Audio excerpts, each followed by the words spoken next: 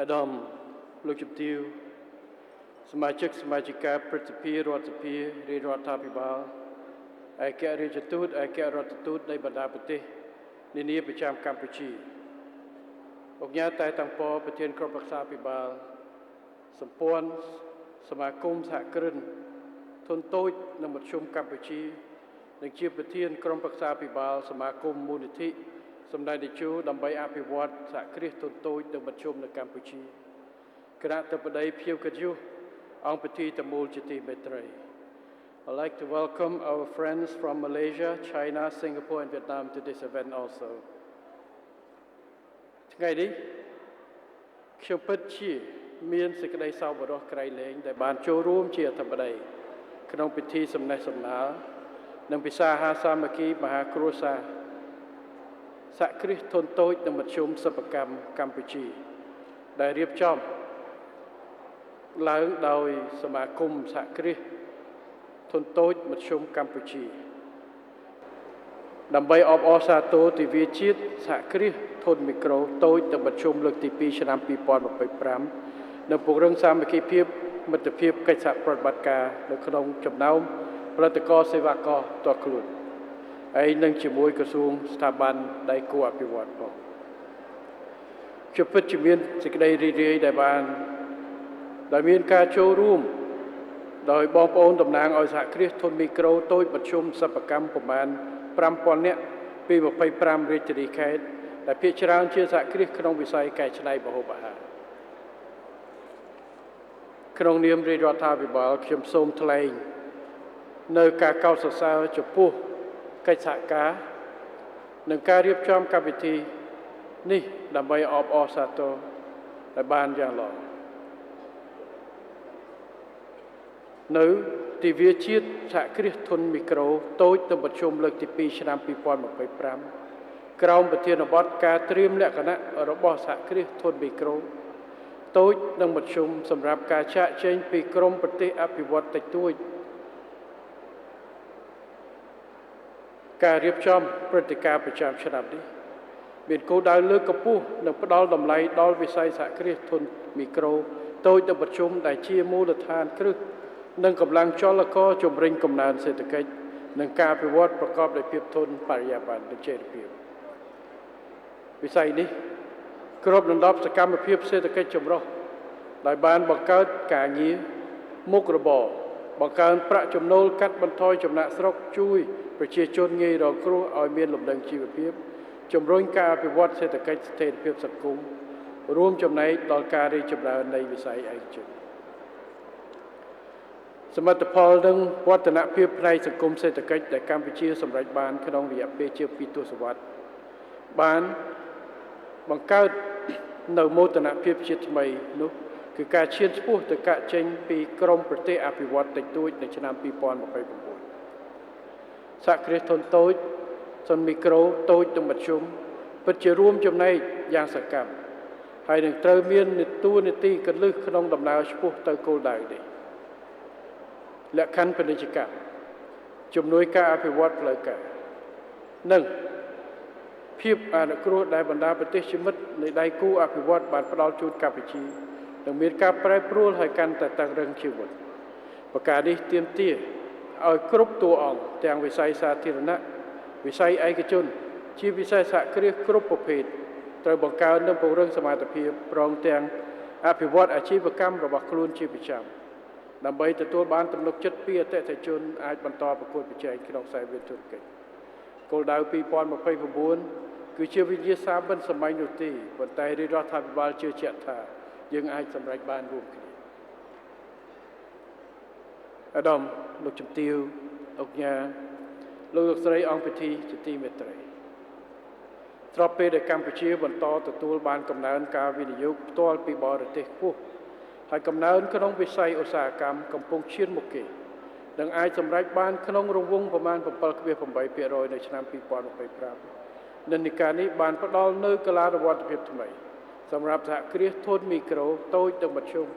នៅក្នុងការចូលរួមពង្រីកពិពិធកម្មសេដ្ឋកិច្ចនិងផ្សារភ្ជាប់ខ្លួនជាមួយខ្សែចង្វាក់ផ្គត់ផ្គង់តំបន់សហគ្រាសធុនមីក្រូតូចនិងមធ្យម បាននឹងកំពុងដើរតួនាទីយ៉ាងសំខាន់ក្នុងការផលិតគុតគង់និងផ្ដល់សេវាឲ្យកំពុងខិតខំអភិវឌ្ឍខ្លួនឲ្យឆ្លើយតបទៅនឹងនិន្នាការថ្មីជាពិសេសគឺរបត់នៃការប្រែប្រួលតម្រូវការទីផ្សារលក្ខខណ្ឌតម្រូវផ្នែកបរិស្ថាននិងការវិវត្តដ៏លឿននៃបច្ចេកវិទ្យារដ្ឋាភិបាលកម្ពុជាក្នុងអាណត្តិនេះកន្លងទៅក្រោមការដឹកនាំប្រកបដោយគតិបណ្ឌិតរបស់សម្ដេចអគ្គមហាសេនាបតីតេជោហ៊ុនសែនបានដាក់ចេញនូវគោលនយោបាយនិងផែនការយុទ្ធសាស្ត្រនិងវិធានគាំទ្រនានាដើម្បីអភិវឌ្ឍវិស័យសហគ្រាសធុនមីក្រូតូចនិងមធ្យមរដ្ឋាភិបាលនីតិកាលទី7នៃរដ្ឋសភាមានឆន្ទៈនិងការបដិញ្ញាចិត្តពុមុតក្នុងការបន្តអនុវត្តគោលនយោបាយរៀបចំយន្តការគាំទ្រនិងការលើកទឹកចិត្តថ្មីបន្ថែមទៀតដើម្បីអភិវឌ្ឍវិស័យនេះការដាក់ចេញនូវគោលនយោបាយយុទ្ធសាស្ត្រអតិភិបទាំង6រួមទាំងយុទ្ធសាស្ត្រជាតិស្តីអំពីការអភិវឌ្ឍសេដ្ឋកិច្ចក្រៅប្រព័ន្ធមានគោលបំណងលើកកម្ពស់គាំពារនិងពង្រឹងសមត្ថភាពផលិតភាពនិងភាពធន់នៃសេដ្ឋកិច្ចដោយលើកទឹកចិត្តការឈានចូលក្នុងប្រព័ន្ធដើម្បីពង្រឹងភាពធន់ភាពប៉ាន់ប្រមាណបាននិងភាពរីកចម្រើននិងអាជីវកម្មមុខរបរនិងការងារចិញ្ចឹមជីវិតនៅកម្ពុជារដ្ឋាភិបាលបាននឹងកំពុងធ្វើពិពិធកម្មទីផ្សារទាំងក្នុងតំបន់និងសកលតាមរយៈទី1ការជំរុញលើកកម្ពស់សហគ្រាសធុនមីក្រូធុនតូចនិងមធ្យមឲ្យក្លាយជាខ្សែច្រវាក់ផលិតកម្មដែលផ្ដល់តម្លៃបន្ថែមខ្ពស់និងបម្រើជាឧស្សាហកម្មប្រតិកម្មទី2ការជំរុញការរៀបចំបណ្ដុំសហគ្រាសធុនតូចនិងមធ្យមឲ្យកាន់តែច្រើនទី3ការជំរុញអនុវត្តគោលការណ៍បរិស្ថានសង្គមនិងអភិបាលកិច្ចក្នុងចំណោមសហគ្រាសធុនមីក្រូតូចនិងមធ្យមដើម្បីចូលរួមចំណែកដល់ការអនុវត្តដែលជានិន្នាការសកលការជំរុញការលើកកម្ពស់គុណភាពសោភ័ណភាពស្តង់ដារនិងភាពប្រកួតប្រជែងនៃផលិតផលក្នុងស្រុកទី5ការជំរុញការកសាងប្រព័ន្ធអេកូឡូស៊ីសហគ្រាសធុនមីក្រូតូចមធ្យមដែលទាមទារការចូលរួមនិងគាំទ្រពីគ្រប់តួអង្គពាក់ព័ន្ធទាំងអស់រួមទាំងប្រជាពលរដ្ឋដែលជាអ្នកប្រើប្រាស់ផលិតផលផងដែរ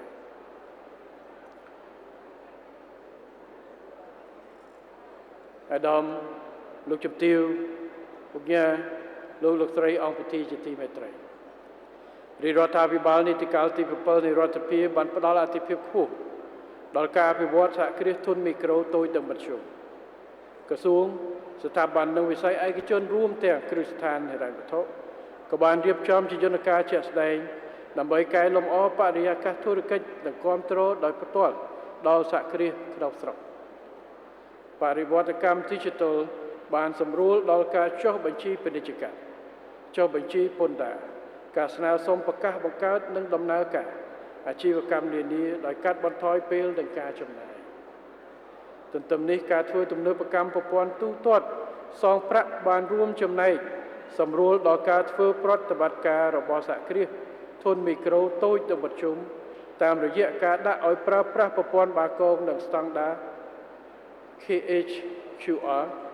ដែលគាំទ្រនិងជំរុញការរីកចម្រើននៃអាជីវកម្មខ្នាតតូចនិងអនឡាញជាមួយគ្នានេះគ្រឹះស្ថានធនាគារនិងហិរញ្ញវត្ថុបានបើកគណនីនិងផ្ដល់ជា QR code ប្រមាណជាង 1.5 លាននាក់សម្រាប់បុគ្គលស្វ័យនិយោជន៍ប្រព័ន្ធទូទាត់ក៏បានត្រូវតភ្ជាប់ជាមួយប្រទេសនានាក្នុងតំបន់ដូចជាថៃម៉ាឡេស៊ីឡាវវៀតណាមជាដើមដែលជាការតភ្ជាប់នេះអនុញ្ញាតឲ្យសហគ្រាសធុនតូចមីក្រូនិងតូចនិងមធ្យមទទួលបានការទូទាត់របស់ភ្ញៀវទេសចរដោយងាយស្រួលផងដែរលើសពីនេះធនាគារជាតិក៏បានលើកទឹកចិត្តឲ្យគ្រឹះស្ថានធនាគារនិងហិរញ្ញវត្ថុសម្រួលដល់ការបើកគណនីសន្សំនិងផ្ដល់សេវាហិរញ្ញវត្ថុជួយសហគ្រាសធុនមីក្រូតូចនិងមធ្យមនិងបុគ្គលស្វ័យនិយោជន៍សម្រាប់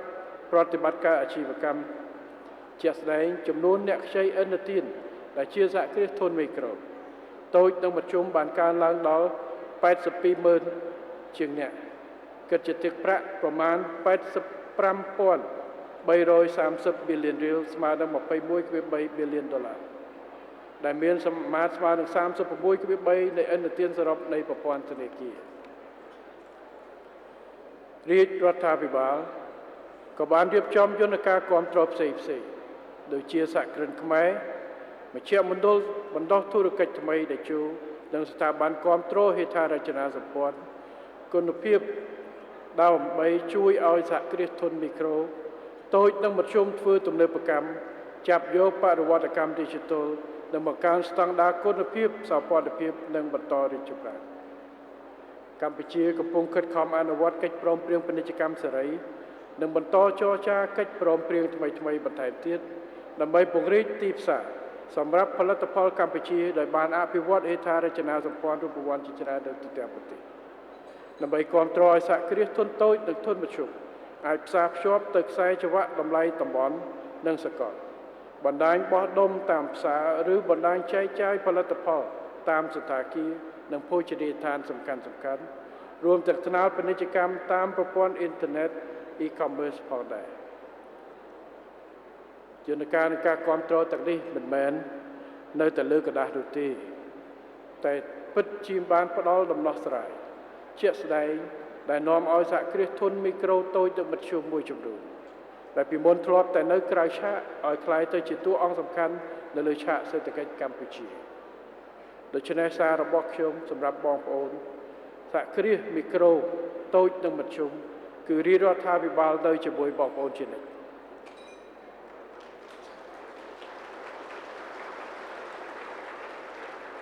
ខ្ញុំមានសុទ្ធិធិនិយមនិងសង្ឃឹមថាថ្នាក់ដឹកនាំនៃសមាជិកសមាជិកាទាំងអស់នៃសមាគមមូលនិធិសម្ដេចតេជោដើម្បីអភិវឌ្ឍសហគ្រាសធុនតូចនិងមធ្យមនិងសិប្បកម្មកម្ពុជានិងបន្តជំរុញកិច្ចសហការឲ្យកាន់តែបរិយាកម្មរស់រវើកនៅក្នុងការពង្រឹងប្រសិទ្ធភាពនៃដំណើរការអភិវឌ្ឍសហគ្រាសធុនតូចធុនមីក្រូតូចនិងមធ្យមប្រកបដោយចីរភាពនិងបរិយាបន្នកិច្ចការនេះគឺសំខាន់ដើម្បីធានាធ្វើយ៉ាងណាពង្រឹងសមត្ថភាពរបស់វិស័យឯកជនរបស់យើងក្នុងការជួយឲ្យកម្ពុជាមានសមត្ថភាពឯករាជ្យភាពនិងម្ចាស់ការទៅលើការផលិតនិងការផ្គត់ផ្គង់ទីផ្សាររបស់ខ្លួនក៏ដូចជាការធានានៅខ្សែចង្វាក់ផលិតកម្មផ្ទៃក្នុងរបស់យើងជាទីបញ្ចប់ជាមួយនឹងពិធីពិសាអាហារសាមគ្គីមហាគ្រួសារសហគ្រាសធុនតូចនិងមធ្យមនិងសិប្បកម្មកម្ពុជានៅពេលនេះខ្ញុំសូមជូនពរឲ្យអាដាមលោកជំទាវថ្នាក់ដឹកនាំតាមបណ្ដាក្រសួងស្ថាប័នលោកអ្នកអង្គការលោកស្រីភ្ញៀវកិត្តិយសជាតិអន្តរជាតិសូមទទួលបាននូវសេចក្តីសុខសុភមង្គលជោគជ័យរាល់ភារកិច្ច